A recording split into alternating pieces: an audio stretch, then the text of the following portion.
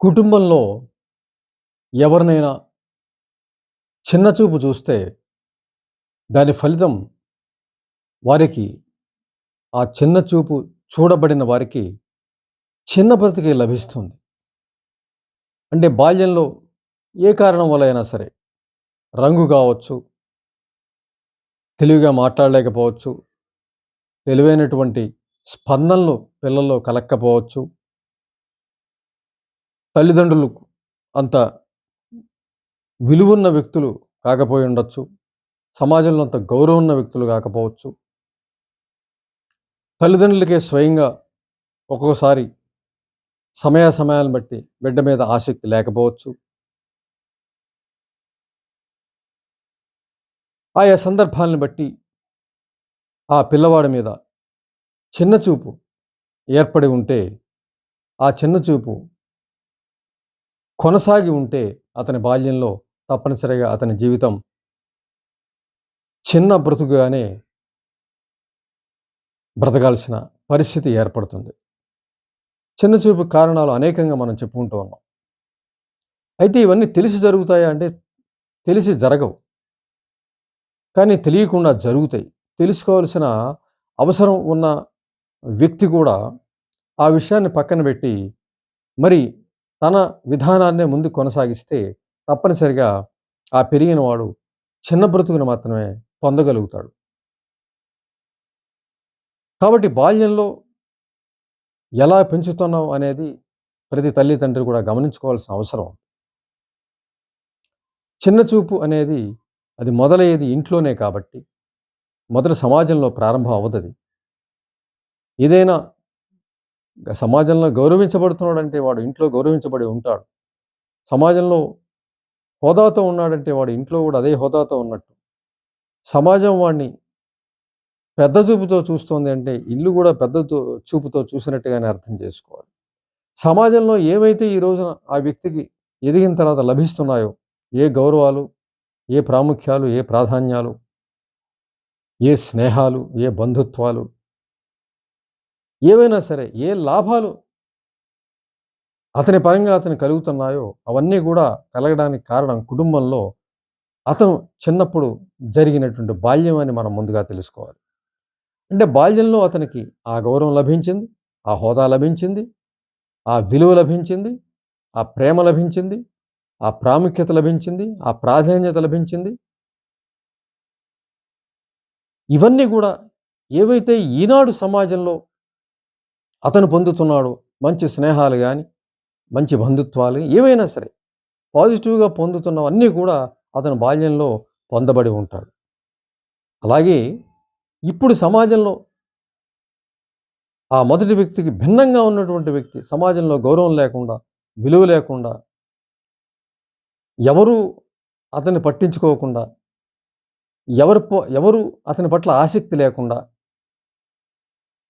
అతనికి విలువ ఇవ్వకుండా, అతన్ని పట్టించుకోకుండా, అతనికి ప్రేమాభిమానాలు ఏమాత్రం పంచకుండా, ఒక లెక్కలేనితనంతో ఉన్నట్లయితే ఇవన్నీ కూడా కుటుంబంలోనే, బాల్యంలోనే తప్పనిసరిగా జరిగి ఉంటాయి. అంటే మనకి ఇప్పుడు ప్రస్తుతం ఉన్న వ్యక్తి యొక్క పరిస్థితికి పునాది అనేది బాల్యంలో పడుతుంది. అంటే మనం చెప్పుకున్నటువంటి ఈ చిన్న చూపు చూడబడుతున్నాను నేను అని ఎవరైనా ఎదిగిన వ్యక్తి అనుకున్నట్లయితే తప్పనిసరిగా అది తన చిన్నప్పుడు తన కుటుంబంలో జరిగి ఉండాలి. తల్లిదండ్రులు ఆ విధంగా చూసి ఉండాలి. ఎందుకు అనేది సవాలక్ష కారణాలు. వారి వ్యక్తిగత కారణాలు, వివాహం జరిగిన సమయం ఉండొచ్చు. వారిద్దరికీ పూర్తిగా ఇష్టం లేక పెళ్లి జరిగి ఉండొచ్చు. ఒకరి పట్ల ఒకరికి ద్వేషం ఉండొచ్చు. లేకపోతే ఒకళ్ళకే ఉండొచ్చు. రెండో వాళ్ళకి లేకపోవచ్చు. ఆ సమయ సందర్భాలను బట్టి, ఆ పుట్టిన వేళను బట్టి, రంగు, రూపు ఎన్నో విధాలైనటువంటి పరిస్థితుల్లో ఒక బిడ్డ పాజిటివ్‌గా పెరగడానికి, నెగెటివ్‌గా పెరగడానికి కారణాలవుతాయి. అయితే తల్లిదండ్రులు బాధ్యత ఏంటి అంటే సమానంగా పెంచగలిగే హృదయం కలిగి ఉండాలన్నది చాలా ముఖ్యమైనటువంటి విషయం. ఈరోజు మనం చేస్తున్న ఈ విషయం పిల్లవాడి జీవితం మొత్తం మీద ప్రభావం చూపుతుంది అని తెలుసుకోవాల్సినటువంటి బాధ్యత తల్లిదండ్రులకి ఉన్నది. తప్పనిసరిగా ఉన్నది. ఏదో చిన్న పిల్లవాడు కదా అని చెప్పి మనం ఈ రోజున మనకి ఏమాత్రం పట్టించుకోకుండా ఏం చేస్తున్నాం, ఏం మాట్లాడుతున్నాం, ఎటువంటి మాటలు ప్రయోగిస్తున్నాం, ఎటువంటి ప్రవర్తనని మనం చూపుతున్నాం, ఎటువంటి ప్రేమని ఇస్తున్నాం, ఎటువంటి మానసిక వాతావరణాన్ని క్రియేట్ చేస్తాం అన్నది పట్టించుకోకుండా వెళ్ళినట్లయితే తప్పనిసరిగా ఆ వ్యక్తి జీవితం ముందు జీవితంలో చిన్నచూపుకు గురవటం జరుగుతుంది. ఇవాళ తల్లిదండ్రులు ఏం చేశారన్నది తెల్లారి సమాజంలో ప్రతిఫలిస్తుంది. ఇవాళ ప ఇవాళ సమాజంలో ఉన్న వ్యక్తి యొక్క పరిస్థితిని మనం అతని బాల్యంలో ఉన్నప్పుడు మనం తెలుసుకోవచ్చు తప్పనిసరిగా. అతని ఆ రోజులను మనకి వెనక్కి వెడుతూ ఉన్నట్లయితే మన బాల్యంలో జరిగిన విషయం మనకు తెలుస్తుంది. అంచేత బాల్యం చాలా చాలా చాలా అమూల్యం. అది బాల్యం అంటే ఏం లేదు. మొత్తం జీవితం యొక్క ఆరంభ దశ అది. ఆ ఆరంభ దశలో చక్కగా చూడబడాలి. ఉన్నతంగా చూడబడాలి. ఆత్మీయంగా చూడబడాలి. సమాజంలో రేపు ఆ వ్యక్తి ఎలా ఉండాలి, ఏం పొందాలి అన్నది ఈరోజు అతనికి అందాలి. ఈరోజు అందితేనే సమాజంలో రేపు అతను అందుకోగలుగుతాడు. అది అందించవలసింది తల్లిదండ్రులు. అది అందిస్తేనే ఇవాళ నువ్వు ఏమిచ్చావు బాల్యంలో పిల్లవాడికి అనేది రేపు సమాజం అతనికి అందిస్తుంది. ఇవాళ ఒక కుర్రాడిని ఒంటరిగా వదిలేసావు, పట్టించుకోవడం వదిలేసావు, వదిలేసావు, తిట్లు చివాట్లతో పెంచావు. తప్పనిసరి సమాజంలో కూడా తిట్లు చివాట్లే ఉంటాయి. ఆ విధమైనటువంటి చిన్న చూపుకి గురవ్వడం జరుగుతుంది. ఎందుకు చేస్తారు తల్లిదండ్రులు ఆ విధంగా అని అనుకోవచ్చు. పరిస్థితులు, తెలియనితనం, అజ్ఞానం, తెలుసుకోవడానికి కూడా అంగీకరించలేనితనం.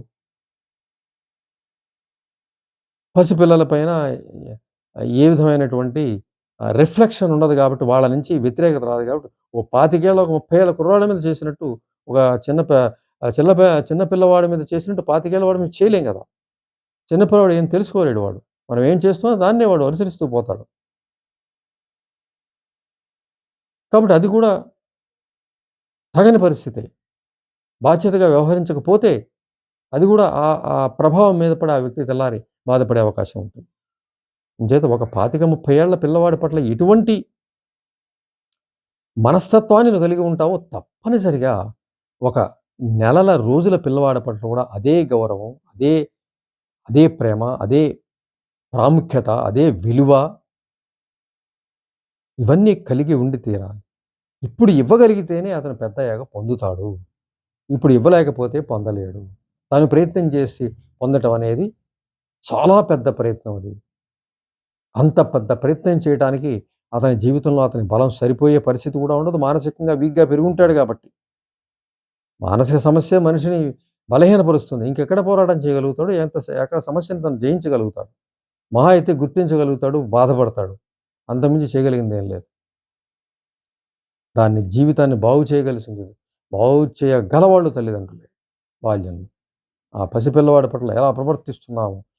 ప్రతి క్షణం కూడా సమీక్షించుకుంటూ ఉండాలి. ప్రతి మాటని కూడా అనే ముందు సమీక్షించుకుంటూ ఉండాలి. ప్రతి ప్రవర్తనని సమీక్షించుకుంటూ ఉండాలి. ఎవరైనా ఏమైనా అంటే దానికి సంబంధించిన విషయాన్ని సమీక్షించుకుంటూ ఉండాలి. పూర్తి సంరక్షణ, పూర్తి బాధ్యత. మన సమాజంలో రాముని ఎలా పెంచారు? కృష్ణుని ఎలా పెంచారు? శివాజీని ఎలా పెంచారు? ఇటువంటి చరిత్రలు బాగా చదవాలి. మహానుభావుల యొక్క జీవిత చరిత్రలు బాగా చదవాలి. వాళ్ళ గొప్పవాళ్ళు అవ్వడానికి వాళ్ళ బాల్యంలో ఏం జరిగిందనేది తెలుసుకోవాలి. ప్రతి తల్లిదండ్రుల బాధ్యత. ఆయా పురాణాల్లో గొప్ప పురాణ పురుషుల యొక్క తల్లిదండ్రులు ఏ విధంగా పెంచారో మనకు కృష్ణుడు ఎలా, యశోద ఎలా పెంచిందో, రాముని పెరుగుదల తెలుసు మనకి.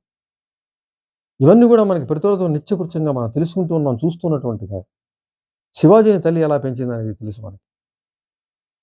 అటువంటి మంచి పెంపకం యొక్క చరిత్రలు చదవాలి. తల్లిదండ్రులు కాబోయే ముందు వాళ్ళ చరిత్రలు చదవాలి. వాళ్ళంత గొప్పవాళ్ళు అవ్వడానికి కారణం అక్కడే ఉంది. ఆ బాల్యంలోనే ఉంది. ఆ విషయాన్ని తెలుసుకుని, ఆ చరిత్రలు తెలుసుకుని, ఇంకా ఏమైనా వ్యక్తిత్వ సాహిత్యం అందుబాటులో ఉంటే తెలుసుకొని, నిపుణుల్ని కలుసుకొని తెలుసుకొని, ఇదంతా తల్లిదండ్రులు అవబోయే ముందు చేసినట్లయితే ఇంకా మంచిది. ఏ సమస్య లేకుండా పిల్లలు పెరుగుతా అసలు పెరిగిన నాడు చిన్న చూపు అనే సమస్యే ఉండదు. చిన్న బ్రతుకు అనే సమస్యే ఉండదు. బాల్యంలో చిన్న చూపుకు ఫలితం పెద్దయ్యాక చిన్న బ్రతుకు అనేది ఫలితంగా ఉంటుంది. అంచేత మంచి పురాణాల్లో ఉన్నాయి, చరిత్రలో ఉన్నాయి. అనేక సాహిత్యం అందుబాటులో ఉంది. వ్యక్తుల జీవిత చరిత్ర అందుబాటులో ఉన్నాయి. అవన్నీ చదవాలి తల్లిదండ్రులు అవ్వబోయే ముందు. ఎలా పెంచాలో తెలుసుకోవాలి. ఉన్నత వ్యక్తిగా ఎలా తీర్చిదిద్దాలో తెలుసుకోవాలి. ఇవన్నీ తెలుసుకొని పెంచితేనే ఆ పిల్లవాడి బాల్యం బంగారం అవుతుంది. లేదు పట్టించుకోకుండా తమ పనిలో తాముంటూ ఏదో రకంగా పెంచేస్తే పిల్లవాడు కూడా ఏదో రకంగానే బతకాల్సిన దుస్థితిలో పడిపోతాడు. దానికి కారణం తల్లిదండ్రులే అవుతారు. అందుకు తెలుసుకొని ముందుగా తల్లిదండ్రులు పెళ్ళికి ముందే గొప్ప వ్యక్తుల యొక్క చరిత్రలు చదివి తెలుసుకొని ఆ తర్వాత తల్లిదండ్రులైతే ఉన్నతమైనటువంటి జీవితాలను పిల్లలకి ఇవ్వగలుగుతారు. ఉన్నతమైనటువంటి వ్యక్తుల్ని సమాజానికి అందించగలుగుతారు. కాబట్టి తప్పనిసరిగా చిన్నచూపు అనే బాధ లేకుండా చక్కగా ఉన్నతమైనటువంటి బ్రతుకుని పిల్లవాడికి ప్రతి తల్లిదండ్రి ఇవ్వగలరు.